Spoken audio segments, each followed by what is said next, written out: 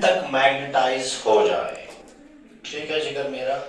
और on the basis of magnetic susceptibility हमने देखा था कि जो हमारे मैग्नेटिक सबस्टेंसेस है उनको हम डिवाइड कर रहे हैं तीन ग्रुप्स में, ठीक है, डायामैग्नेटिक, पैरामैग्नेटिक एंड पैरामैग्नेटिक, ठीक है।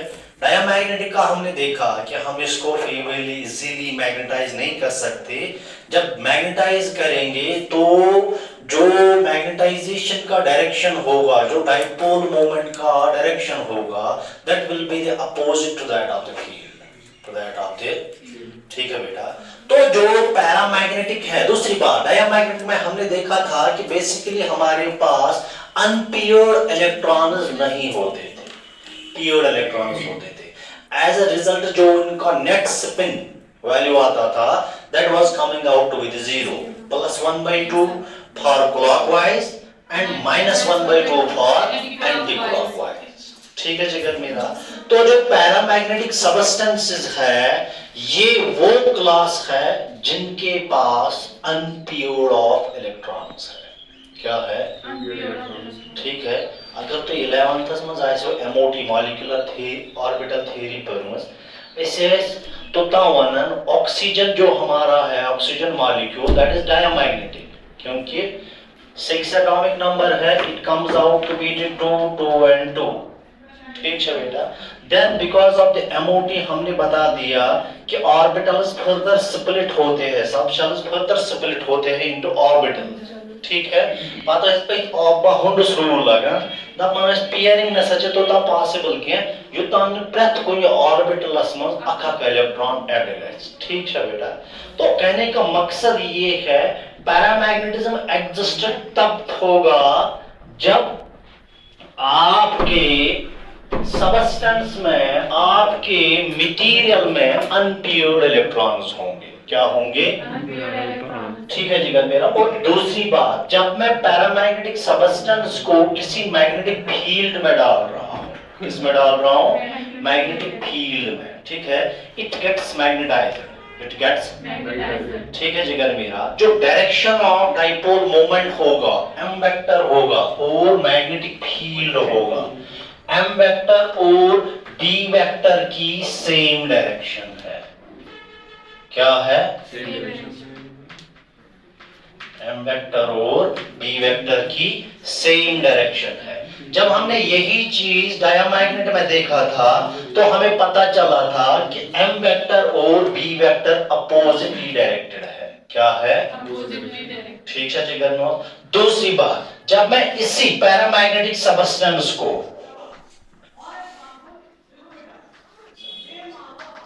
नॉन यूनिफॉर्म मैग्नेटिक फील्ड में प्लेस कर रहा हूं, कहां कर रहा हूं, नॉन यूनिफॉर्म मैग्नेटिक फील्ड में प्लेस कर रहा हूं, तो आपका जो पैरामैग्नेटिक सबस्टेंस है ये मूव होगा।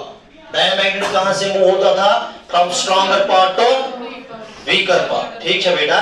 तो जो आपका पैरामैग्नेटिक होगा इसका कन्वर्स आ जाएगा, it will move from weaker part two stronger part, weaker part two, ठीक है जिगर मेरा।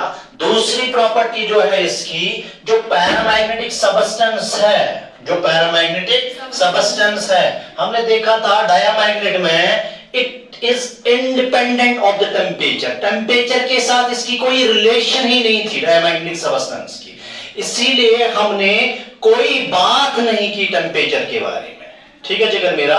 जब हम इलेक्ट्रॉनिक थ्योरी ऑफ मैग्नेटिज्म पढ़ेंगे रिगार्डिंग पैरामैग्नेटिक तो हमें पता चलेगा कि जो आपका पैरामैग्नेटिक सबस्टेंस है वो डिपेंड करेगा टेम्परेचर पे, वो डिपेंड करेगा टेम्परेचर पे, ठीक है बेटा।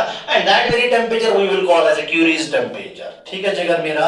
इसका मतलब हुआ जो मेरा पैरामैग्नेटिक सबस्टेंस है ये डिपेंड करता है,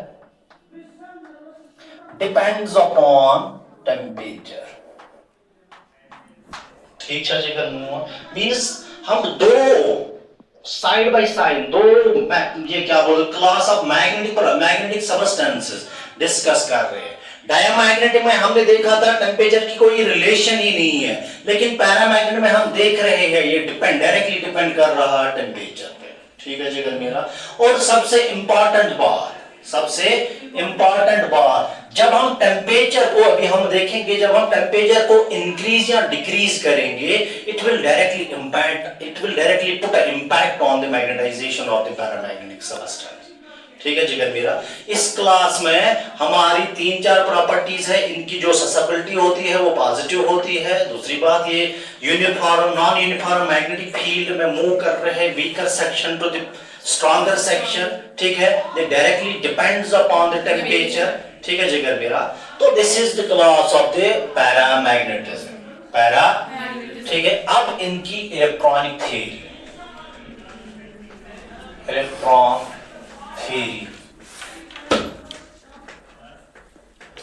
of paramagnetism।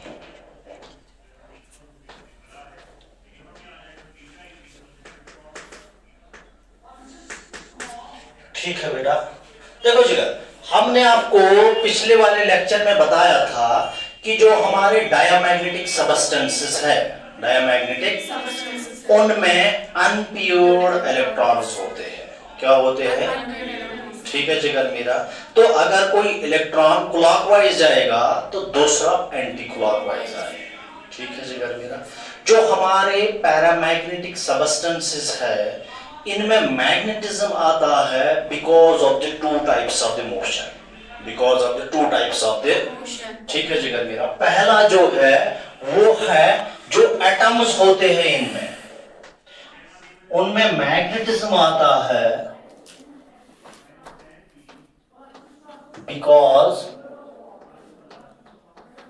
spin motion of electrons। ठीक है जी कर। एंड सेकंड पॉइंट, जो दूसरा इनमें मैग्नेटिज्म आता है, that is because of the orbital motion. ठीक है जिगर मेरा। तो जब हम डायमैग्नेटिज्म देख रहे थे, ये दोनों कैंसल आउट होते थे, clockwise anti clockwise, net result 0 आता था। ठीक है, लेकिन जब मैं इसी चीज को पैरामैग्नेटिज्म में देख रहा हूं, इसमें लोन पेयर, इसमें सिंगल पेयर इलेक्ट्रॉन होता है, सिंगल इलेक्ट्रॉन्स होते हैं। ठीक है जिगर मेरा। तो जो मेरा मैग्नेटिज्म अराइज होगा, वो अराइज होगा because of these two things, spin और जो ऑर्बिटल मोशन ऑफ इलेक्ट्रॉन होता है। ठीक है जिगर मेरा। And these two reasons are wholly and solely responsible for the paramagnetism. ठीक है जिगर मेरा। अब मान लो आपका एक पैरामैग्नेटिक सबस्टेंस है। ठीक है जिगर मेरा। इस पैरामैग्नेटिक सबस्टेंसेस में एटॉमिक डाइपोल्स है। क्या है? Atomic dipoles. ठीक है जिगर मेरा। जब मैं नॉर्मल टेम्परेचर की बात करूं, ठीक है जिगर मेरा, तो जो ये एटॉमिक डाइपोल्स होते हैं, ये रैंडमली ओरिएंटेड होते हैं।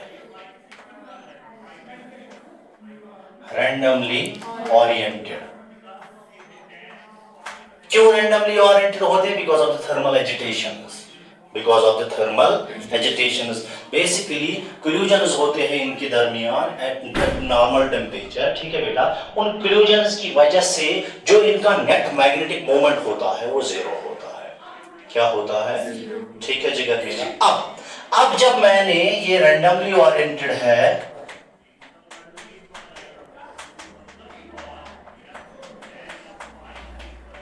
ठीक है, जो इनका नेट m वेक्टर होगा that will be equal to 0। अब मैंने इसी मटेरियल को उठाया और लाया मैंने इसको मैग्नेटिक फील्ड में। क्या लाया? ठीक है बेटा। Magnetic field will introduce force on this paramagnetic substance, अब हमारे पास दो चीजें हैं, एक तो थर्मल एजिटेशंस है, दूसरा जो मैग्नेटिक फोर्स है। ठीक है जिगर मेरा। I will not see any result, मेरे पास अभी कोई रिजल्ट नहीं आएगा जिस रिजल्ट की मैं तलाश कर रहा हूं, जो मैं चाहता हूं कि जो एटॉमिक, जो मेरे डायटम्स है यहाँ पे इस पैरामैग्नेटिक सबस्टेंस में, इनमें मुझे मैग्नेटाइजेशन, नेट मैग्नेटाइजेशन आनी चाहिए। ठीक है बेटा, अभी नहीं आया। क्यों?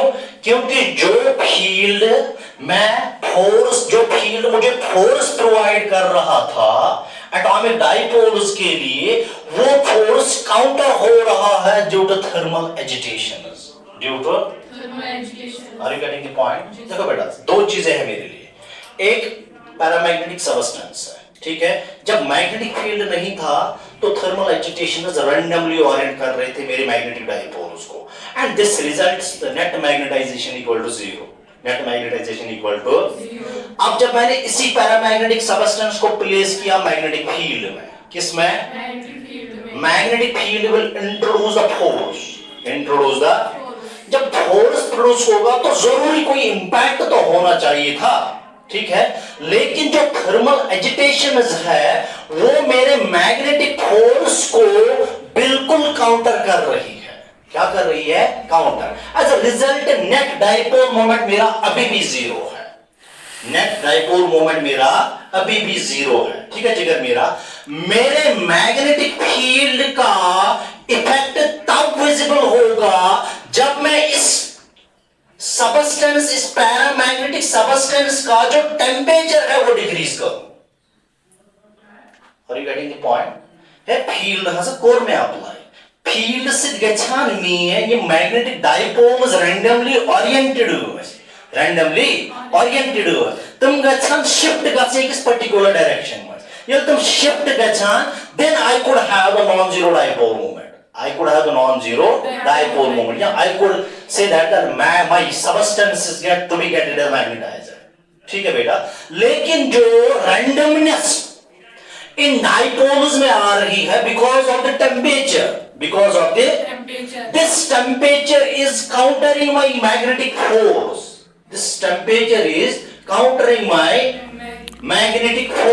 ठीक है बेटा। तो जब तक मैं इस पैरामैग्नेटिक सबस्टेंस को टेम्परेचर डिक्रीज न करूं, तब तक मेरा जो zero magnetic moment, net zero magnetic moment आ रहा था वो नॉन जीरो नहीं बनेगा। इट मींस जब मैंने मैग्नेटिक फील्ड B वेक्टर इस सबस्टेंस को दिया और दूसरी बार इसका जो टेम्परेचर है उसको डिक्रीज किया, then the magnetic dipoles orient themselves along the direction of the magnetic field.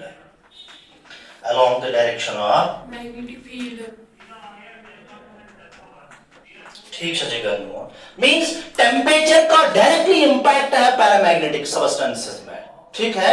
जब तक टेम्परेचर डिक्रीज नहीं होगा तब तक मेरी मैग्नेटिक मूवमेंट नॉन जीरो नहीं आएगी, ठीक है। इसीलिए हमने स्टार्टिंग में बताया था कि जो आपका पैरामैग्नेटिक सबस्टेंस है उसमें टेम्परेचर का डायरेक्ट रोल है। जो फोर्स मुझे प्रोवाइड हो रहा था because of the magnetic field, because of the external magnetic field, उस फोर्स को काउंटर कर रहा था थर्मल एजिटेशन जो प्रोड्यूस हो रही है because of the temperature differences, because of the. और जब मैं प्रॉब्लम के साथ यहां जाओ फिर, ठीक है। जब आपने आपके पैरामैग्नेटिक सबस्टेंस का टेम्परेचर डिक्रीज किया तो उस डिक्रीज होने की वजह से जो थर्मल एजिटेशन अब तक ग्रेटर रेट पे हो रही थी, जो frequency of the temperature agitation थी वो ज्यादा थी। तो जब मैंने टेम्परेचर डिक्रीज किया, जो थर्मल एजिटेशन थी, जो थर्मल कोलिजन्स थे वो डिक्रीज हो गए। As a result the magnitude of the magnetic force increases and this increase in the magnetic force leads to the orientation of the magnetic dipoles towards the direction of the magnetic field, तो कहने का मकसद इतना है कि जब मेरा temperature ज्यादा होगा पैरामैग्नेटिक सबस्टेंस का, ठीक है बेटा, मेरे मैग्नेटिक फील्ड का इंपैक्ट कुछ नहीं होगा। That will be countered by the thermal agitation. ठीक है बेटा। जब मैं टेम्परेचर डिक्रीज कर रहा हूं तो जो रेट ऑफ थर्मल एजिटेशन है वो डिक्रीज हो जाएगी, जो इफेक्ट ऑफ मैग्नेटिक फील्ड होगा वो अप हो जाएगा। and the impact of this magnetic field will change orientation, randomness of these thermal dipoles towards the particular direction, towards the, and this orientation of the magnetic dipoles towards a particular direction leads to net magnetization of the paramagnetic substance.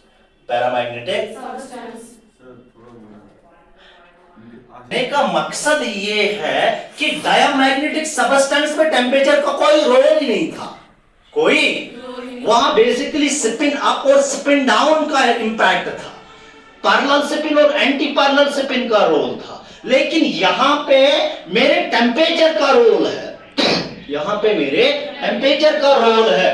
जब तक temperature कम नहीं होगा magnetic field का impact नहीं होगा। Are you getting the point?